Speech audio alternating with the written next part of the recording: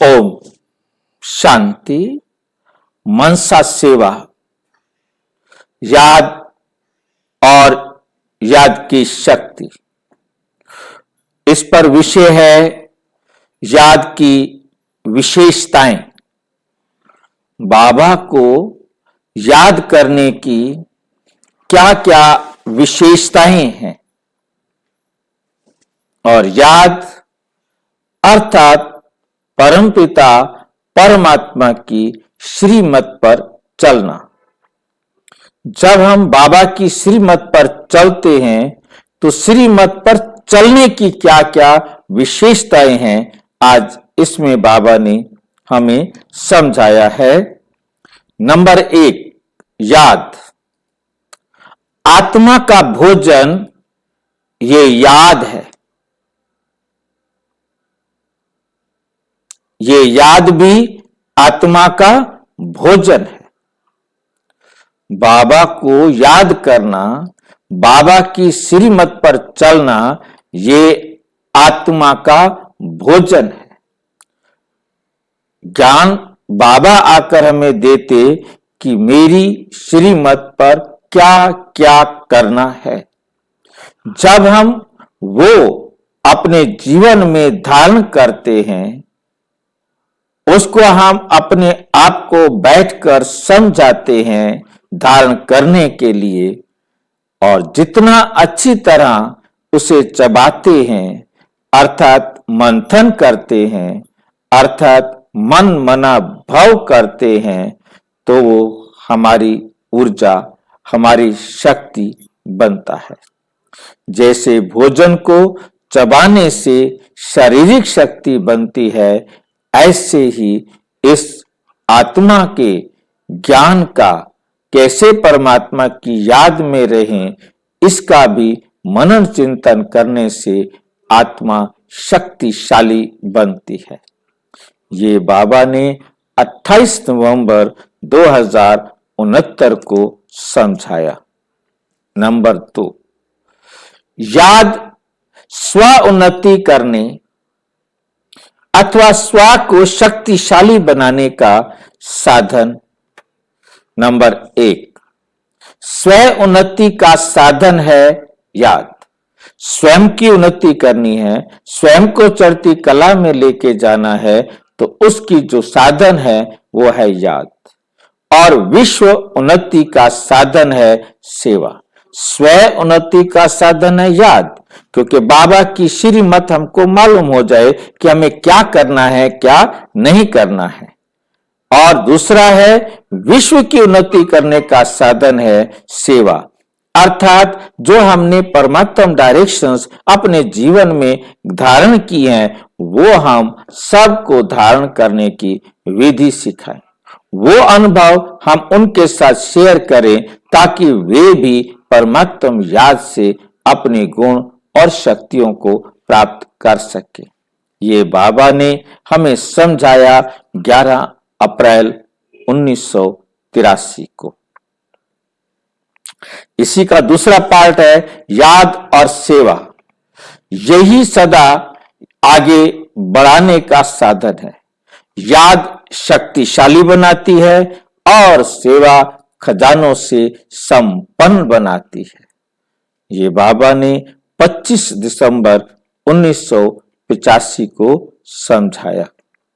Number 3, याद मनसा शक्ति अथवा संकल्प शक्ति को जमा करने एवं सहयोग प्राप्त करने का साधन। याद क्या है? मनसा शक्ति अथवा संकल्प शक्ति को जमा करने एवं सहयोग प्राप्त करने का साधन है, विधि है। बाबा की श्रीमत पर चलेंगे तो हमारी मनसा शक्ति, संकल्प शक्ति बढ़ती जाएगी। याद से मनसा की शक्ति जमा होती है, जमा करते हो। साइलेंस में बैठते हो तो संकल्प शक्ति जमा करते हो। जितना हम साइलेंस में बैठेंगे, हमारे संकल्प पावरफुल बनते जाएंगे, क्योंकि जितना संकल्प स्लो होंगे, धीमी गति वाले होंगे, उतना ही शक्तिशाली ये बाबा ने 31 मार्च 1988 को समझाया। नंबर 2, याद में बहुत फायदे हैं। याद में बहुत फायदे भरे हैं। जितना याद करेंगे उतना शक्ति बढ़ती जाएगी, सहयोग भी प्राप्त होगा और सेवा भी हो जाएगी। क्योंकि याद करेंगे आपके जीवन में परिवर्तन आएगा। आपके जीवन का परिवर्तन सर्व के परिवर्तन में सहयोगी बनेगा, विश्व के परिवर्तन में सहयोगी बनेगा। ये सेवा भी हो जाएगी और स्वयं का उत्थान भी हो जाएगा। ये बाबा ने 9 मार्च 1982 को समझाया। नंबर 4, याद की यात्रा। आत्मा में विल पावर भरने का साधन। याद की यात्रा आत्मा में विल पावर भरने का साधन है। याद की यात्रा से आत्मा में विल पावर आती है। जितनी जितनी विल पावर धारण करेंगे उतनी बुद्धि को जहां चाहे, जितना समय चाहे उतना लगा सकते हैं, उतना लगा सकते हैं। ये बाबा ने 8 जून 1971 को समझाया। नंबर 5 है याद की भट्ठी। स्वयं को सदा सेफ रखने का साधन है याद की भट्ठी। क्या भी हो दुनिया में, लेकिन याद की भट्ठी में रहने वाले सदा सेफ रहते हैं, सदा सेफ रहते। ये बाबा ने 7 दिसंबर 1979 को समझाया। नंबर 6, याद बल। विश्व को परिवर्तन करने का साधन है याद बल। याद के बल से विश्व में परिवर्तन करते हो। याद क्या है? शांति की शक्ति है ना। इससे व्यक्ति भी बदल जाएंगे तो प्रकृति भी बदल जाएगी। याद के बल से आप प्रकृति को भी बदल सकते हैं और व्यक्ति को भी बदल सकते हैं।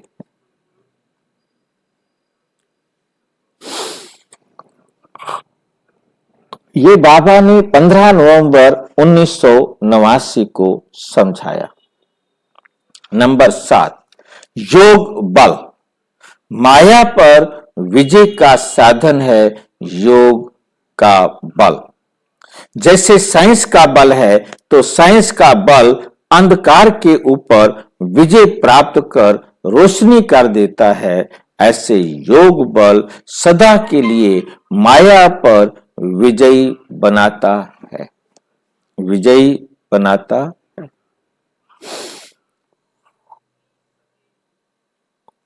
नंबर 8 है योग शक्ति। भटकती हुई आत्माओं को ठिकाना दिखाने का साधन। जैसे जाल बिछाई जाती है ना, ऐसे अपने योग का जाल बिछा दो तो जो भी भटकती हुई आत्माएं होंगी वे पहुंच जाएंगी, वे पहुंच जाएंगी। परंतु अब क्या करेंगे? अब उन्हें नियंत्रित करना है। ये बाबा ने 7 जनवरी 1980 को समझाया। 9, याद की यात्रा के मुख्य 4 सब्जेक्ट्स। नंबर 1, स्वयं की चेकिंग करने के साधन। याद की यात्रा के मुख्य 4 सब्जेक्ट्स हैं जिसे चेक करो कि कहां तक पहुंचे हैं। पहले स्थिति थी, वो अब भी कोई कोई की है। वो क्या है? वियोगी। दूसरी स्टेज है वियोगी के बाद योगी बनते हैं। तीसरी स्टेज है योगी के बाद सहयोगी बनते हैं। सहयोगी बनने के बाद लास्ट में सर्वत्यागी बनते हैं। इन चारों सब्जेक्ट को सामने रखते हुए देखो कि कितनी पौड़ियां पार की हैं, कितने ऊपर चढ़े हैं। ये बाबा ने 12 नवंबर 1972 को कहा।